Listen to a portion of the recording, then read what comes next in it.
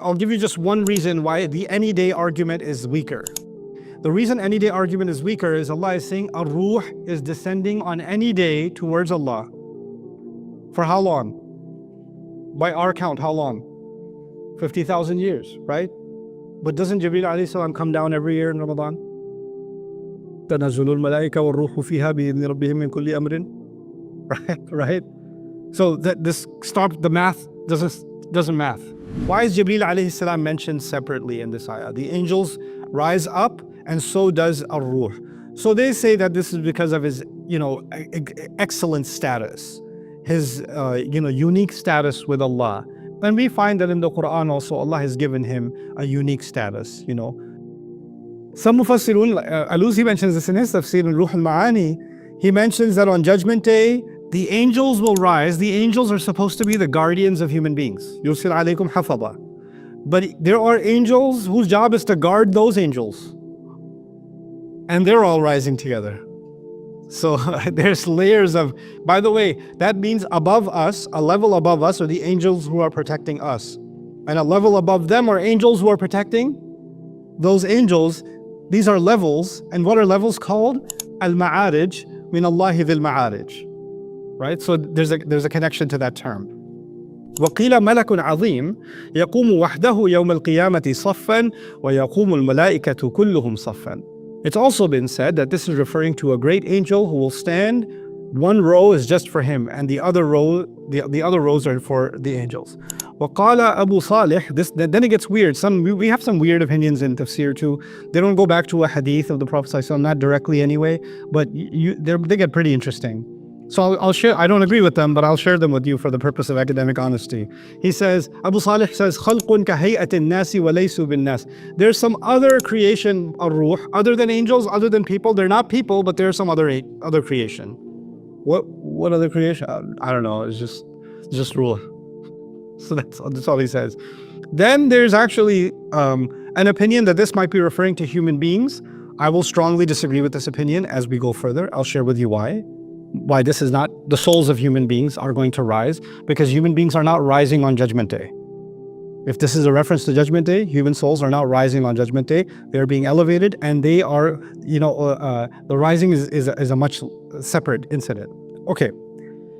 But then, I don't know if I put that in my notes or I was so disturbed that I removed it. But Imam Razi mentions, I think. Oh yeah, there it is. وَعِنْدَ هَذَا قال بعض المكاشفين. So some people that are more spiritually inclined, we have a Sufi tradition in Islam, right? So some of those Sufi philosophers looked at this ayah and they came up with this notion. I don't know the origin. I really don't know the origin. But I wanted to mention this with you because this is also found in our tradition. إن الروح نور عظيم هو أقرب الأنوار إلى جلال الله. That the Ruh is actually a great light. So the angels are going to rise, and there's this light that Allah has created that is going to rise to Allah. وَمِنْهُ تَتَشَعَّبُ أَرْوَاحُ سَائِرِ الْمَلَائِكَةِ وَالْبَشَرِ فِي آخِرِ دَرَجَاتِ مَنَازِلِ الْأَرْوَاحِ. Basically what he's saying is there's some creature Allah made that's made of light. It's, how you have the electrical grid and there's a powerhouse that's generating all the electricity, and then electricity is flowing to every household, right? Well, there's a power grid Ruh, which is the concentration of all the light, and all the angels, which are a Ruh, and all the human beings which have a Ruh, are being generated from this mega Ruh, right? And that's what he's referring to as Ruh. Like there's this one collective thing Allah created called Ar-Ruh, and all the spirits and all the angels, all the souls of human beings are generated from it. In some other riwayat, again not sahih, this thing that Allah made, this light that Allah made, speaks all the languages and has all these different kinds of knowledge. But none of this is attributed to the Quran itself. So this goes pretty far from the text of the Quran. But I wanted to share with you that, when we simply say, oh, we should just study tafsir, we should follow our ulama. And yes, our ulama said remarkable things, but then sometimes you also find some pretty wild things in tafsir, and you're just sitting there going, what? There's a soul generator, and it spits out souls. Where are we getting this from? But it's there, But then finally, وَأَمَّا ظَاهِرُ الْقَوْلِ مُتَكَلِّمِينَ وَهُوَ أَنَّ الرُّوحَ وَجِبْرِيلَ عِيسَى. But the obvious is that this is who? Jibreel alayhi salam. So stop going all over the neighborhood, just stick to what's obvious. This is Jibreel alayhi salam. Now, I will add something of my own based on one commentary. This is the commentary actually. This is also Imam Razi. ثم ها هنا دقيقة. There's a subtle notice here. هي أنه تعالى ذكر عند العروج الملائكة أولا والروح ثانيا. So when ascent, when going up, Allah mentions the angels first and the ruh second. But if you know anything about Surah An-Naba, يوم يقوم الروح والملائكة. The ruh is mentioned first and the angels are mentioned second. وذكر عند القيام الروح أولا والملائكة ثانيا كما في قوله يوم يقوم الروح والملائكة صفا. وهذا يقتضي كون الروح أولا في درجة النزول وآخرا في درجة الصعود. This suggests that the ruh comes first when coming down, but goes last when going up. So it's mentioned last when going up and mentioned first when going down. Let me try to make sense of this for you. Bear with me. This is the event of Judgment Day. Multiple places in the Quran, Allah says that angels will come down on Judgment Day. You know that? That angels will descend on Judgment Day. In fact, even in the surah right before this one, in Surah Al-Haqqa, the Arsh is descending actually. وَالْمَلَكُ عَلَىٰ أَرْجَائِهَا وَيَحْمِلُ عَرْشَ رَبِّكَ فَوْقَهُمْ يَوْمَئِذٍ ثَمَانِيَةٌ. So the judgment is beginning, and Allah says other places in the Quran, هل ينظرون إلا أن يأتيهم الله في ظلل من الغمام والملائكة وقضي الأمر. Right? So there's multiple places in the Quran where we find that the angels on Judgment Day will come down. They will start descending. The legions of angels will start descending. That seems to contradict what we're reading in this surah. If this ayah is about Judgment Day, what is it saying? Angels don't come down, they go up. So what in the world's going on? Let me help you make sense of this. When a king makes an announcement, or the king in the ancient times had a palace, right? And he wants to assemble his armies. And he has on his balcony this guy that blows the horn. And the armies know what that means. What does it mean for the armies? For them to assemble in front of him, right? So no matter what they're doing, they all ascend before the king's court, ready to take instruction, right? So before the armies are going to march to war, before they do that, they have to appear before the king for him to address them, for them to be ready for the massive invasion or whatever it's going to be. So there's a military assembly. There's a military assembly. When Judgment Day begins, it's as if Allah is calling the legions of angels, His army, وَمَا يَعْلَمُ جُنُودَ رَبِّكَ إِلَّا هُوَ. He's calling the legions of His armies to be presented before Him before they descend for the invasion of the earth. So this is actually referring to the armies of Allah being collected. And now the thing with the armies is, who's the commander-in-chief of that army that Allah appointed? Who's the general? Is Jibreel alayhi salam. Does the infantry or the lower rank soldiers, do they show up first and get in place and then the general show up? Or is the general standing there waiting for everybody to show up? How does it work? The soldiers show up first, they line up first, and then they're told, attention, commander's coming in. You understand? So him being mentioned last in the sequence almost suggests the armies are getting together, and the final step of the armies getting together is their commander will show up, will appear. But when the armies march, when the armies proceed towards the enemy, who's leading the charge? The general. So when they descend, يَوْمَ يَقُومُ الرُّوحُ وَالْمَلَائِكَةُ صَفًّا. Right? So that's the other place in the Quran. So this is actually a pretty powerful description of what will happen on the earth on that day. Now, let's take another couple of steps about this, a day that will last 50,000 years. Some Mufassirun looked at this. Basically, it boils down to two opinions. Okay, this ayah boils down to two opinions. One opinion is this is talking about Judgment Day. Another opinion is this is talking about any day. Okay, Judgment Day or any day. And whatever reading I've been able to do, I find far too much evidence supporting Judgment Day over any day. Okay, so we're going to go with Judgment Day. And I'll give you just one reason why the any day argument is weaker.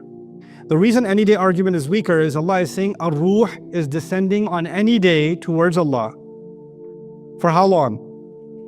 By our count, how long? 50,000 years, right? But doesn't Jibreel alayhi salam come down every year in Ramadan? تنزل الملائكة والروح فيها بإذن ربهم من كل أمر. Right? So that this the math doesn't math. Okay, the math ain't mathing when you do this. So that's one problem. But there are other problems with it also. So we're going to talk about Judgment Day. Now the problem is, where does this concept come from? It comes from the word yawmin. Yawmin. Yawmin means a day. But this is a tanween li-ifadat at-ta'zim wa tahwil, for a magnanimous day, for a great day, that the angels and Jibreel will rise towards Allah on a great day whose count is 50,000 years. The word count or amount is miqdar. And this word is for precise calculation. It's used for precise calculation. The old Arabs used to use al-aqdaru min al-khayl. When a horse gallops, right, and it's got the two front legs and the two back legs. So when it gallops, whenever it lands its front two legs, it makes a print. And the back legs land exactly where the front legs landed. It's that precise in its gallop that these four legs land where the hind legs landed every time, right? And they match every time. That's called al-aqdar. الذي إذا سار وقعت رجلاه موقع يديه. يديه means the four-legs of the animal. Okay, so from it comes the meaning of calculation or of precise measure. Now let's look at, the Judgment Day or this world. We're going to look at the Judgment Day interpretation. Within that, some people said, well, this is literally 50,000 years. Right? The angel will start descending, rising up to Allah for a time that will take 50,000 years. So in other words, the angels haven't even come down yet for Judgment Day to begin, but the prep for Judgment Day itself might take 50,000 years. Just that much. And this worried some Sahaba, and they asked the Prophet ﷺ about it. This is narrated by Abu Sa'id al-Khudri, right? And they said, how long is this day? This is too long of a day. Ma atwal hadha al-yawm. This is uslub al-ta'ajjub. So he said, this is a really long day. How are we going to survive this day? And the Prophet ﷺ told him, وَالَّذِي نَفْسِي بِيَدِهِ, I swear by the one who holds my life in his hands, or in his hand, إِنَّهُ لَيُخَفَّفُ عَلَى الْمُؤْمِنِ, this day will be made lighter for the believer. حَتَّى يَكُونَ أَهْوَنَ عَلَيْهِ مِنَ الصَّلَاةِ مَكْتُوبَةً يُصَلِّيهَا فِي الدُّنْيَا. It'll be like a single prayer, a single fard prayer he prays in this dunya.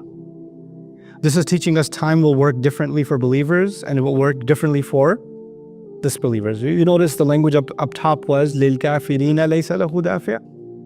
So the long, exhaustive expanse of Judgment Day is actually focused on the disbeliever, and Rasulullah sallallahu alaihi wasallam is telling us that for the believer, it will actually feel like a very short period of time, right? So it's even time will feel different. Time will feel different. By the way, if you're having a bad time, time slows down.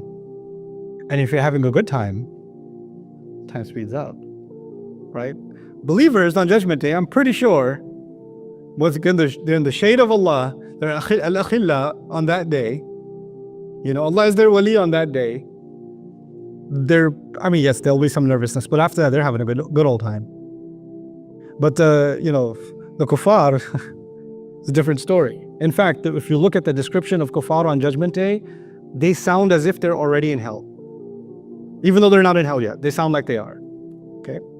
Now, on the 50,000 years, وَهُوَ عَلَى ظَاهِرِهِ وَحَقِيقَتِهِ وَإِنَّ فِي ذَلِكَ الْيَوْمِ 50 مَوْطِنًا كُلُّ مَوْطِنٍ أَلْفُ سَنَةٍ مِّن سِنِّيِ الدُّنْيَا أي حقيقة. Meaning, some people took this literally and said, this day with Allah will be made of 50 hours, or 50 moments, if you want, 50 sections. Each section is 1,000 years. And that's what makes it 50,000. Now, let me just put things in perspective for those of you who have not thought about this kind of thing before. Allah says Allah created the heavens and the earth in how long? 6 days. Fi sittati ayyam, right? Now, for us, a day is how many hours? How do we calculate the day? The full rotation of what? The earth. If the skies are being created in a day, and we measure a day based on the Earth's relationship with the sun. Isn't that true? Okay. When the entire universe is being created, the sun is barely a speck. Isn't it? The sun's not even a significant body in the larger scape of the known, just the known universe. Right? So if the day is measured by some form of rotation, a complete movement, then this day with Allah that he talks about 6 days, what are they rotating around? Right? And that must be a much bigger rotation than the one we can imagine. You understand? So even though Allah is using the word day, you can't really think about the word day the way we think about our day. You understand? Because these entities weren't even being created yet. They were in the process of being created while Allah was using the word day. You understand? So the common language is being used, yes, but it's being used to say, yes, there's no, the words for what this actually is beyond my vocabulary and your vocabulary, because we can't think of anything. We can't make words for things that are beyond our perception. So Allah is using words in the Quran that are within our perception, but He's referring to things that are actually far beyond our perception. Still using those words, right? So that's something you have to be mindful of. Now, some interesting commentary on the metaphorical meaning of 50,000 years. المعنى مقدار ما يقضي فيه من الحساب قدر ما يقضي بالعدل في 50,000 سنة من أيام الدنيا وهو مروي عن عكرمة. Ikrimah had an opinion, رضي الله عنه, that this means that, the amount of cases that you would have to judge and finally arrive at a fair judgment, if we ran all those cases continuously nonstop, it would take 50,000 years. And that's what Allah does in a day. Allah will solve 50,000 years worth of cases in a day. Is what he's comparing it to justice, actually. And if you know anything about cases, they take quite a long time. Right? Cases can get pretty drawn out. وَالْعَرَبُ تَصِفُ أَوْقَاتَ الشِّدَّةِ. This is funny, and don't be offended. I didn't make the poetry. This is the Arabs. Okay? I just read it. وَالْعَرَبُ تَصِفُ أَوْقَاتَ الشِّدَّةِ وَالْحُزْنِ بِالطُّولِ. Arabs describe difficult times with long period. وَأَوْقَاتَ الرَّخَاءِ وَالْفَرَحِ بِالْقِصَرِ. And when they're having a good time, they describe it as a short period. Okay? Kind of like time flies when you're having fun. Kind of like that. Here's the poem. وَمِنْ قِصَرِ اللَّيْلِ إِذَا زُرْتِنِي أَشْكُو وَتَشْكِينَ مِنَ الطُّولِ. The guy, he loves this woman and she visits him. It's his wife. We'll just make it halal. This is Jahiliyyah times, but we'll make it halal. So she lives out of town. She lives with her in-laws. Okay, she still lives with her family. They're Pakistani. So she comes and visits for just one night for him. And he says, the night is so short that I complain that it's so short, while you're complaining the night is too long.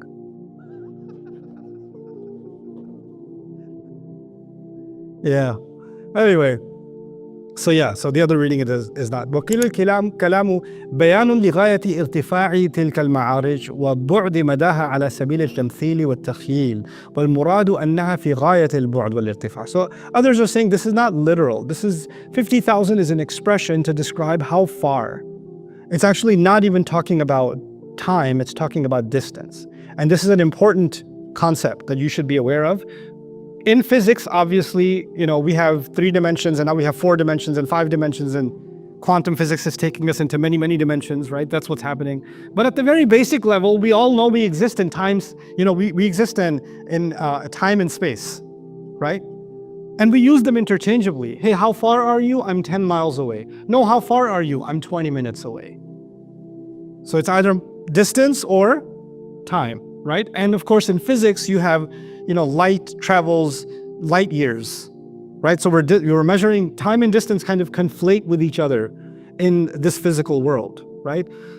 So if somebody says that, the journey between this village and that village is 3 months on camel, or it's 4 months by sea, or whatever, right? Now imagine the Arabs have to visualize a journey that's how long? 50,000 years. So they're thinking about this in distance, but distance and time are, they have an interplay with each other, right? So it's as if you're saying it's an infinite distance. But there's another dimension to that I want you to think about in terms of distance. If distance and time are interplaying with each other. The oldest records we have of intelligent human activity on the planet, the oldest anthropological records we have of any tool that a human being made, or a farming device, or a home that was built, or some scratches on a wall or whatever.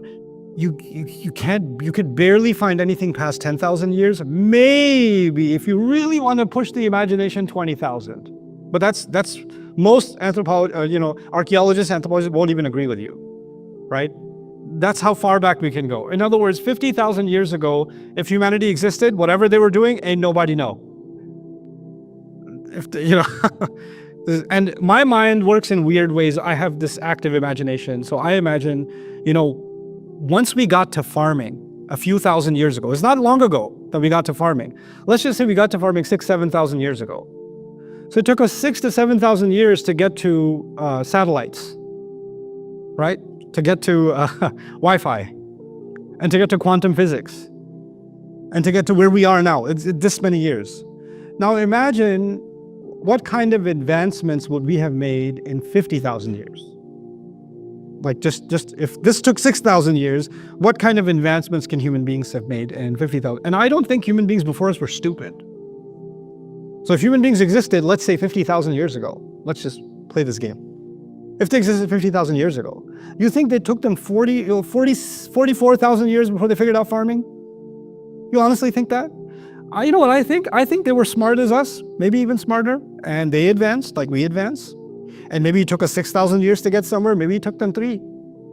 Okay, let's say they were slower. They were the remedial kids in the back of the class. It took them 10,000 years. But they could also have gotten to a very advanced life in this world. And then eventually, what did Allah do with them? Wiped them out. And the few that survived, all their technology, all their advancements, Allah covered it, whatever He wanted to cover, He covered. Buried away, deep under the ground, destroyed completely. And humanity starts over again, and they have to start learning all over again, and we advance again, and our study begins. We have a collective amnesia. We can't even think back 50,000 years. We can't. We don't know what happened 50,000 years ago.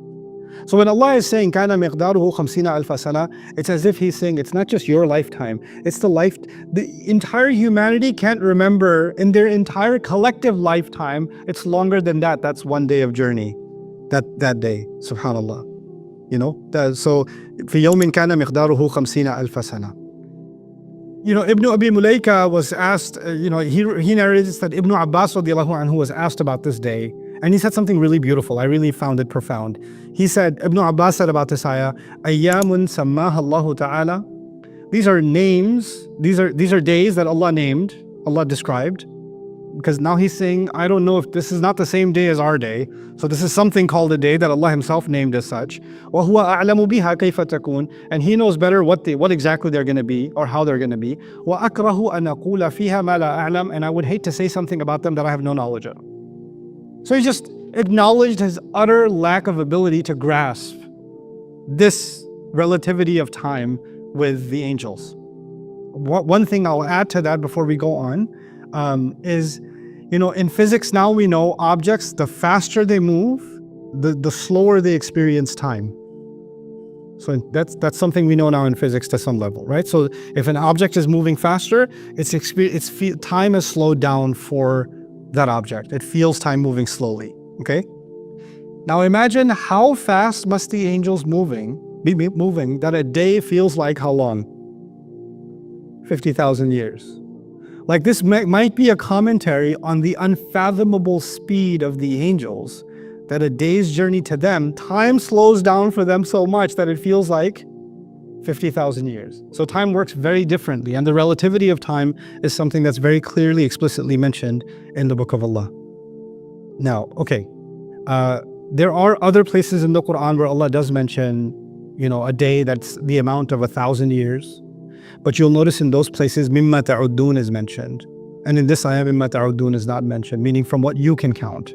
From what you can count. And I would argue, inshallah, when I get to Surah Al-Sajdah one day, I'll describe this in more detail. Those ayat are talking about something else. This ayah is talking about Judgment Day. In fact, those ayat are talking about regular days. This ayah is talking about Judgment Day. So there's a difference between the two. And Surah Al-Hajj is talking about the day in which a punishment arrives in this world, and Surah Al-Sajdah is talking about the day in which Allah's, the planning of Allah on every single day.